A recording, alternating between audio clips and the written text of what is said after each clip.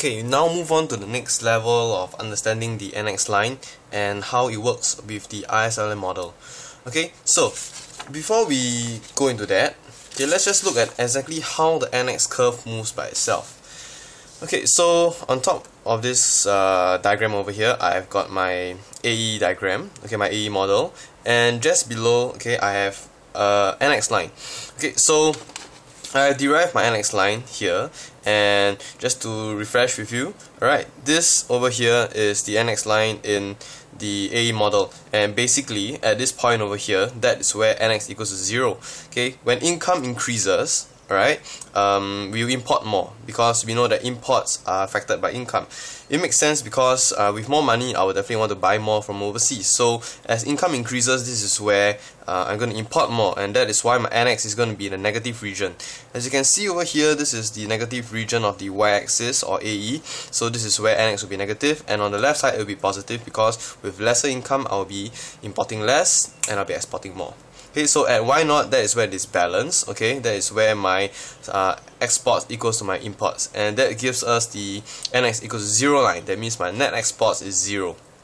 Okay, so now what moves this curve? Okay, let's say for example, maybe the exchange rate has increased. Okay, so once the exchange rate has increased, okay, instead of moving along the curve, okay, we'll be shifting the curve.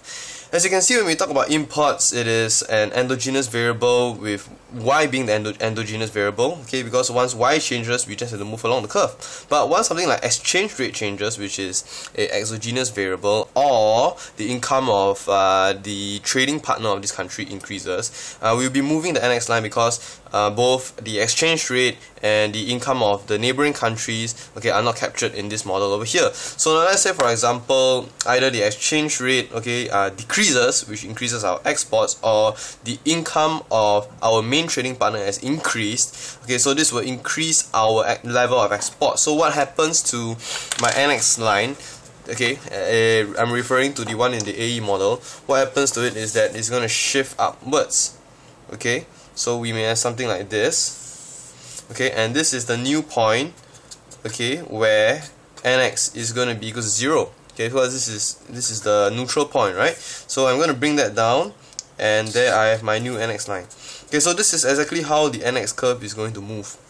Okay, and of course my AE curve is going to move also. It's going to move upwards to I'm at this point because why? AE is also affected by exports, correct? So once exports increase, AE is going to increase, this curve is going to shift upwards as well. Okay, so there are two types of exchange rate policies. Either they are fixed or they're flexible. Okay, so when exchange rates are fixed, basically the government wants to maintain the exchange rate at a certain level. Okay, if it's flexible, that means the government will just allow it to fluctuate. Okay, so the steps to the analysis is pretty much simple. Okay, so now let's say for example, alright, okay, these are the steps. Okay, take a look at these things. Okay, for example, if let's say income were to increase, okay, so let's say after maybe an expansionary fiscal or monetary policy, income increases. So what happens after that is that when income increases, my imports are going to increase. Alright, so my imports are going to increase, so I'll talk about my imports, and once I talk about imports increasing, I need to look at what's happening to my net exports. Okay, so assuming if this is like net exports, alright, and I've got exports here, and I've got imports here, so if my imports are going to increase, so that means I'm at a deficit. That means my NX is equals to, sorry you didn't see that, alright, never mind. NX is equals to X minus IM. So if this is going to increase, that means NX is going to be negative, right? So that means over here, I can say that NX is less than 0. So now when NX is less than 0, okay, that means my exports are lower than my imports. It basically means that there's a lot of my currency, okay, going out into the world because I'm using that currency to buy stuff from overseas, right? So what happens is that I take my currency, okay, I gotta exchange that for foreign currency. Okay, so basically I go to the money changer and I'm gonna put my domestic currency inside there to get foreign currency. So there will be an excess supply of domestic currency. So once there's an excess supply, you know, when supply increases, okay, what's going to happen to the price? The price is going to decrease. Alright, so my exchange rate is going to decrease. But wait, I said that my exchange rate is going to decrease. Whether it actually happens or not depends on the exchange rate policy. Okay, whether it's fixed or flexible, which we will go through later. Okay, so just let me use another example. Let's say maybe there has been a contractionary fiscal or monetary policy, so income is going to go down. So income is going to go down. Okay, I know that when income goes down, what happens to my imports is that imports goes down. Okay, imports goes down. And just to remind you, when imports or exports, when imports go down, do I move my IS curve or my NX line? The answer is no. Why? Because the decrease in imports has been caused by a endogenous variable, which is income. Alright, so now I know that my imports has dropped, so what happens to my NX is that it becomes more than 0, because NX is my exports less my imports. So if my imports is now lesser, that means my NX is positive. I'm over in this region over here. Okay, that's where it is positive. Okay, so now when NX is more than 0, basically I'm exporting more than I'm importing. So once I'm exporting more, okay, people from other countries will be demanding for domestic my currency so that they can buy my stuff. So once they demand for it a lot, so what happens is that the demand for my domestic currency is going to increase. And once you know that demand increases, what happens to the price of anything, including domestic currency? It increases. So once that happens, that means I know that my exchange rate is going to increase. But has it really increased yet? I do not know, because we got to look at the exchange rate policy that this economy is going to adopt. Okay, so now let's talk about a fixed exchange rate policy first, and let's see what is the chain of events that occurs. Okay, so let's say for example, you know, we have done our analysis and we think, alright, that the exchange rate is going to appreciate. Okay, now the price of the Sing dollar now is going to be stronger. Okay, so why did this happen? Okay, it's probably due to something like this. You know, it's either a shortage or an increase in demand. So let's say for example it is an increase in demand. Okay, so as you can see, we went through this in the previous topic. Alright, we can see that once demand increases, okay, the price of domestic currency is going to go up. So once the price of the domestic currency increases, that means our currency has appreciated. Okay, so if let's say this government wants it to be fixed, okay, the exchange rate is supposed to be fixed, he wants it that way, alright, because he doesn't want to mess up his trade balance. So what does he do? Okay, we can see that there's nothing you can do about demand. People are going to demand for money all the time, right? So we can't tell them, you know, don't demand for money. No, that's ridiculous. So what we can do as a government is we can increase our supply. Because once we increase the supply, this is going to happen. Now look, my demand curve has shifted to the right. So what I'm going to do to my supply curve is that I'm going to shift it down. Shift it down to where? Shift it down to the original equilibrium price, which is over here.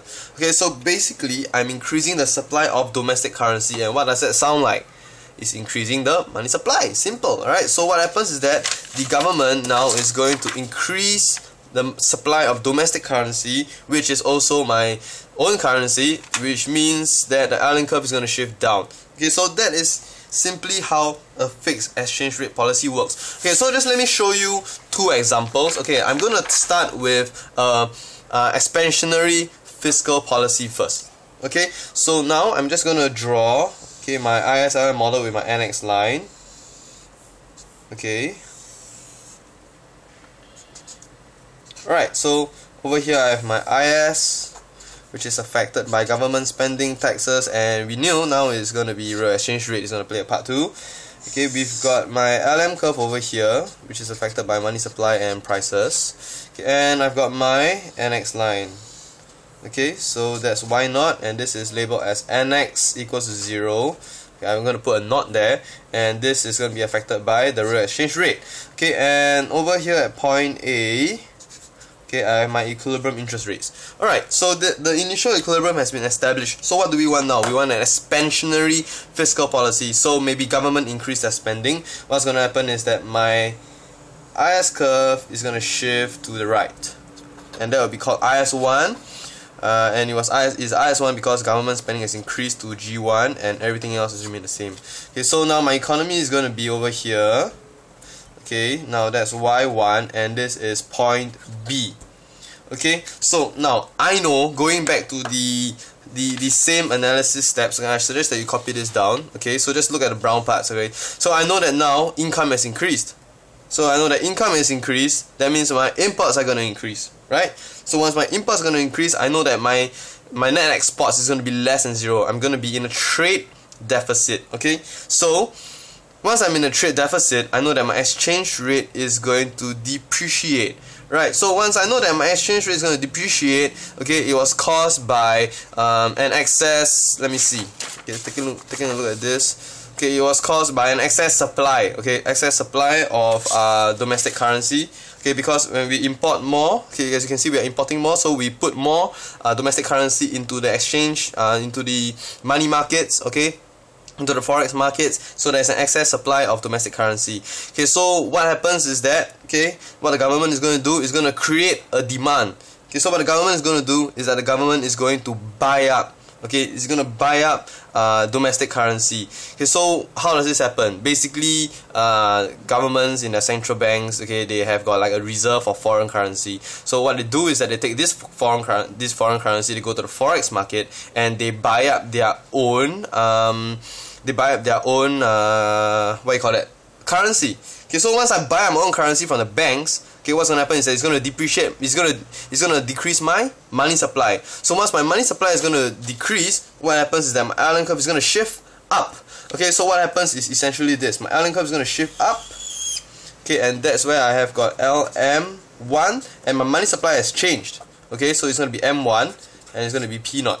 Okay, so this is point C, and at point C we are back to the original equilibrium income, and we have got interest rates that has increased from R0 to R1. Okay, so now this was an expansionary fiscal policy. Okay, so let's do another example so that we can familiarize ourselves even better. Let's do a contractionary monetary policy. Okay, so same thing. I'm gonna have my ISLM model with an NX line.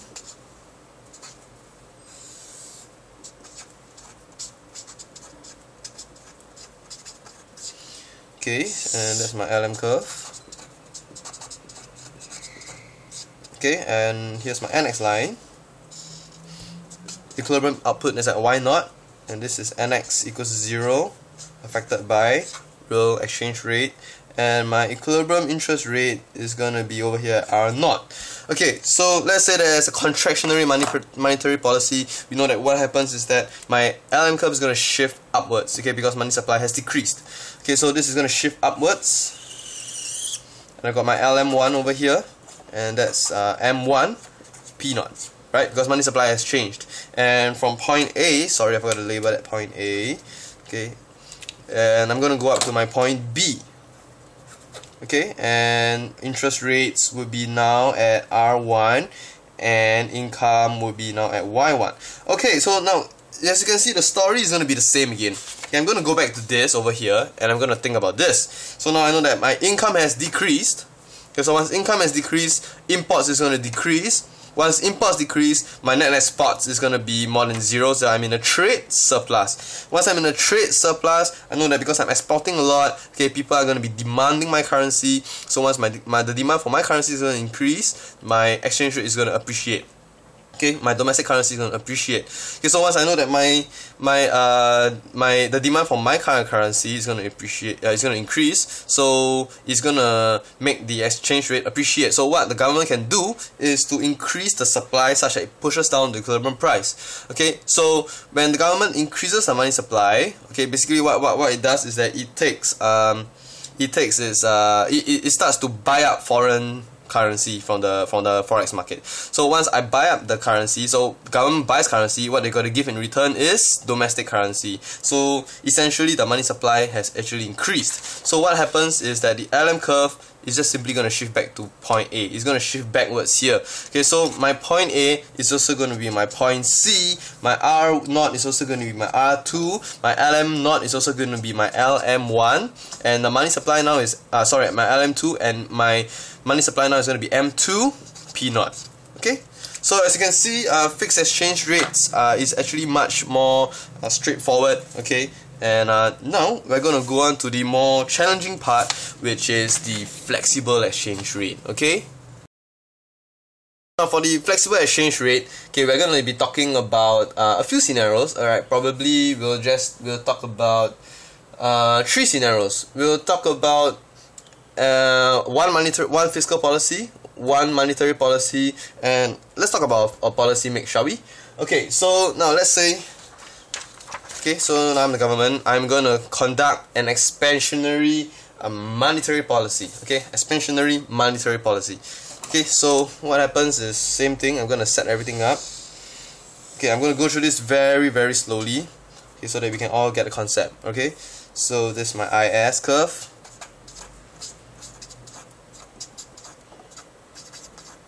And this is my LM curve. Here's my NX line.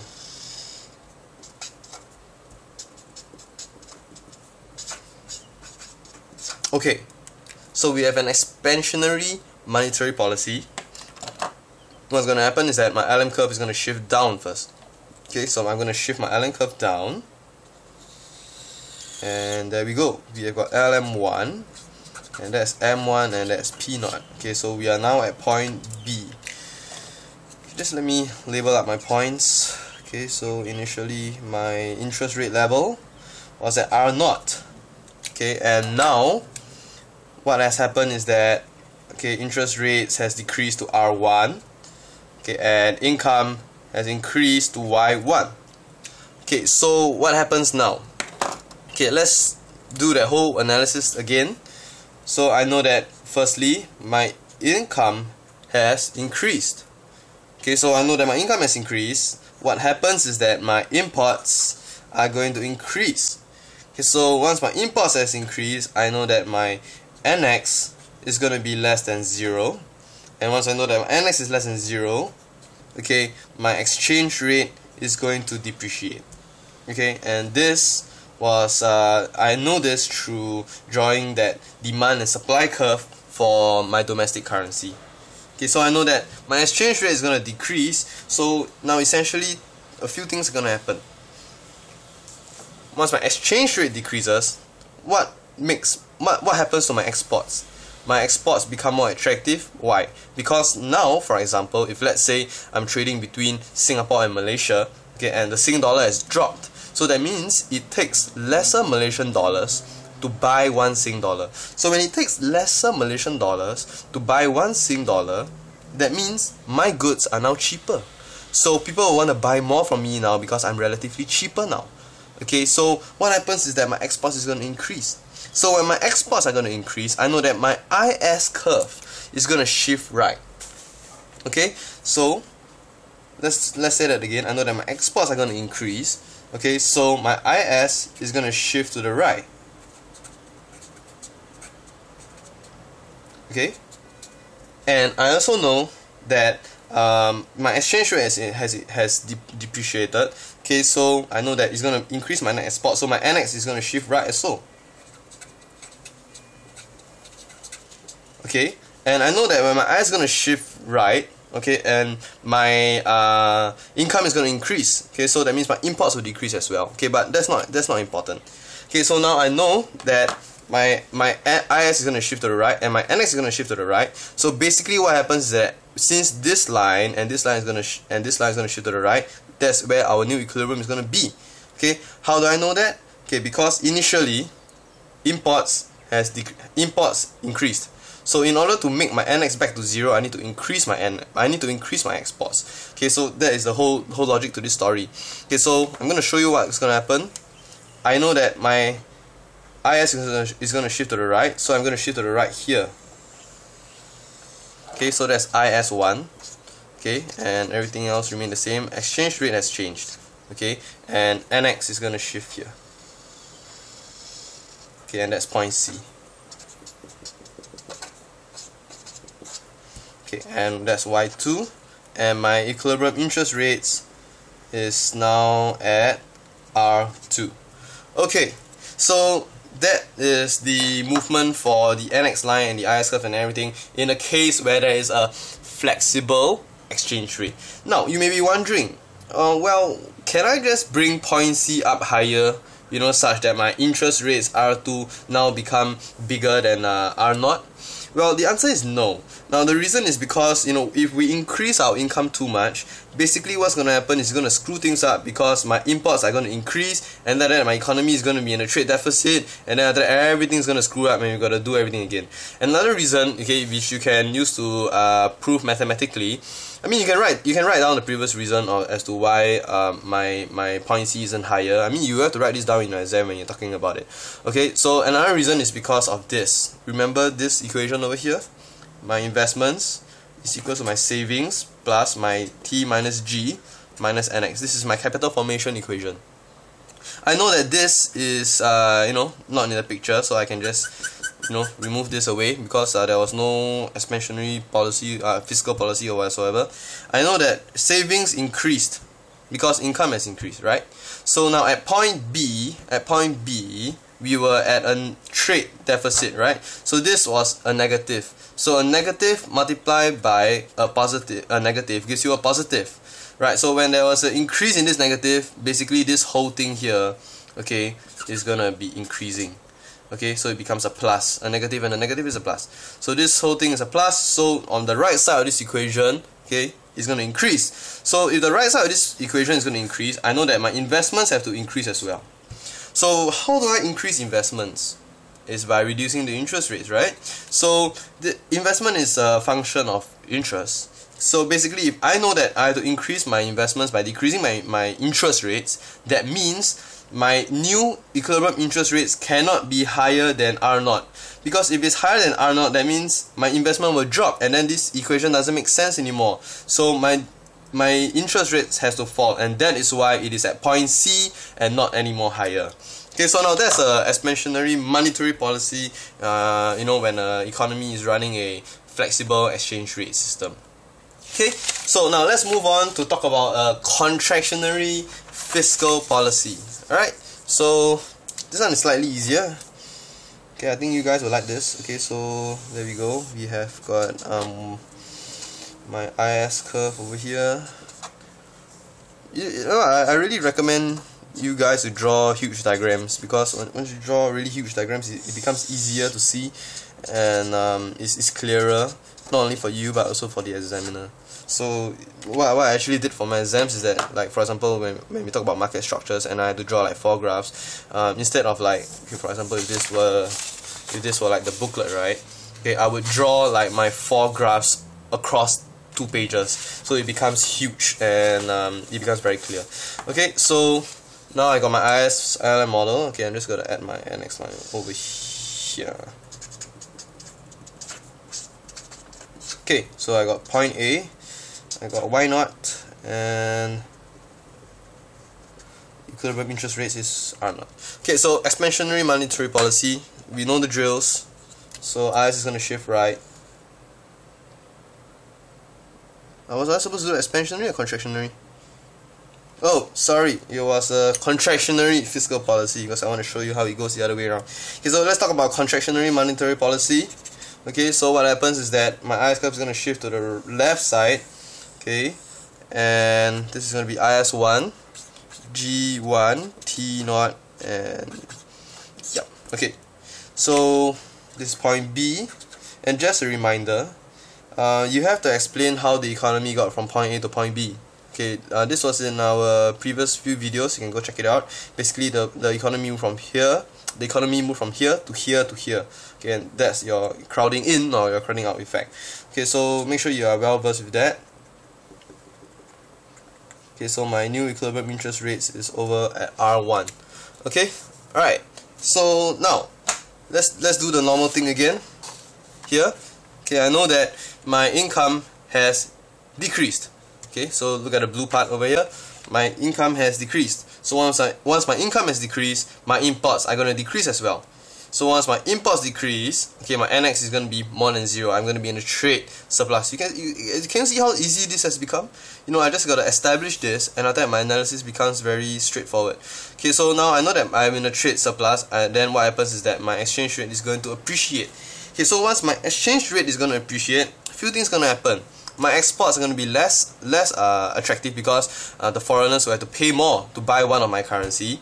Okay, so I know that my exports is going to decrease. So once my exports are going to decrease, okay, what happens is that my NX line is going to shift to the left. Okay, my NX is going to shift to the left, and my IS is also going to shift to the left some more. Okay, so just let me write down for you what has happened. Okay, so I know that at point B, okay, income has decreased. Okay, so yep, imports is also going to decrease. Alright, and then yeah, basically what happened was that my NX is going to be more than 0, so I'm in the trade surplus, and then my exchange rate is going to fall. Alright, okay, is the nominal exchange rate. So what's going to happen is that exports are going to increase. Okay, sorry, exports are going to decrease. Exports are going to decrease. My imports are going to increase some more. Okay, so you got to write all these points down because so that the examiner knows that you understand what's going on. Okay, and my NX is going to decrease some more. Okay, and then my IS is going to shift left. Okay, along with my NX. Alright, so I know that what's going to happen now is this. IS is going to shift to the left. You've got this over here. Okay, and that's IS2, G1, T0, and my exchange rate. So basically what I do is I take this whole entire NX line and put it at this part over here. Okay, that is where my NX equals to 0. Okay, and my new equilibrium output is going to be Y2, and this is going to be R2. Now, we don't have to worry where R2 is going to land because R2 is definitely going to land lower than R1. So we don't have to go through all that hassle, to talk about the capital formation equation. We just gotta do it like this. Okay, so you have to know that at Y2, okay, that is where my NX is going to be equal to 0. Okay, if you were to draw your AE model, you will totally understand. Okay, and Y2 is also NX equals to 0 because we have seen from this analysis over here that initially imports dropped. Okay, so now imports is going to drop. Okay, so after that, what happens is that the decrease in exports and the increase in imports actually cancels out this effect. Okay, this thing cancels out this effect. Okay, so that is why at Y2, NX is equal to 0.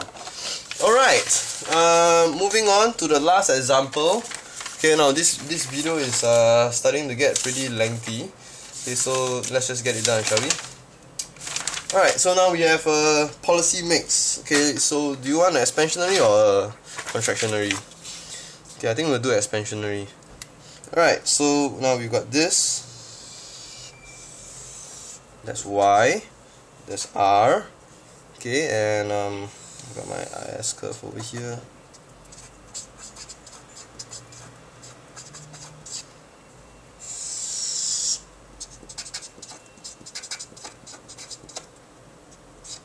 Okay. This Y naught. Okay, so this point A over here, and my equilibrium interest rates is R naught. Okay, so now I have a policy mix. Okay, so what's gonna happen is that my IS curve is gonna shift to the right, and my LM curve is gonna shift down. Okay, so what I've got is this. Okay, assuming that this keeps interest rates constant. Okay, so I've got one LM curve over here. Okay, and my IS is gonna be like this. Alright, there we go. We have got point B, and income has increased to Y1. Okay, so now I know that what's gonna happen is this. Okay, so income has increased, so imports is gonna increase. Okay, NX is gonna be less than 0. My exchange rate is gonna decrease. Okay, so once I know that my exchange rate has decreased, what happens is that my exports are going to increase. Okay, so once my exports are going to increase, okay, what happens is that I'm going to shift both my IS curve and my LM curve. Okay, so basically, okay, we have talked about this. What happens is that IS is going to shift to the right. That's IS. Okay, and my NX is just going to follow here. And there we go. We've got point C over there, and that's Y2. Here is NX1 equals to 0. And that's my real exchange rate. Okay, and my interest rates has increased. You see, it's that simple. Okay, after you have mastered the previous two examples that we talked about, it becomes very, very, very simple. Okay, basically, don't touch your NX and your IS once imports has decreased or increased, because why? It is an endogenous variable that caused it, and it is your change in income. Okay, so don't touch your IS, don't touch your LM, alright? Okay, don't be itchy hands, leave it there. Okay, remember, only exogenous variables shift anything. alright, any curve, any model whatsoever, only exogenous variable change. And we know that exogenous variables are things that are outside of the model. And it's so easy to see what's outside the model. Why? Because the only things that's inside this model is interest, income. And when you look at your AE model, it's AE and it's also income. So it's very simple to see. You know, once you are able to connect these two graphs together, which you already should be, because once you've been watching Quickienomics, you know, I believe that you enjoy and learn easily from our videos. So that will actually give you a very good understanding already. Okay, so if let's say just one last thing, just one more thing, if this were to be a fixed exchange rate, what would you do? So I think that you should probably pause this video at this point and go you know, see whether you can get it. Okay, so I assume that you already pressed pause and you have already, you know, tried it yourself. So I'm going to show you what happens, okay, in a case where there is a fixed exchange rate. Okay, so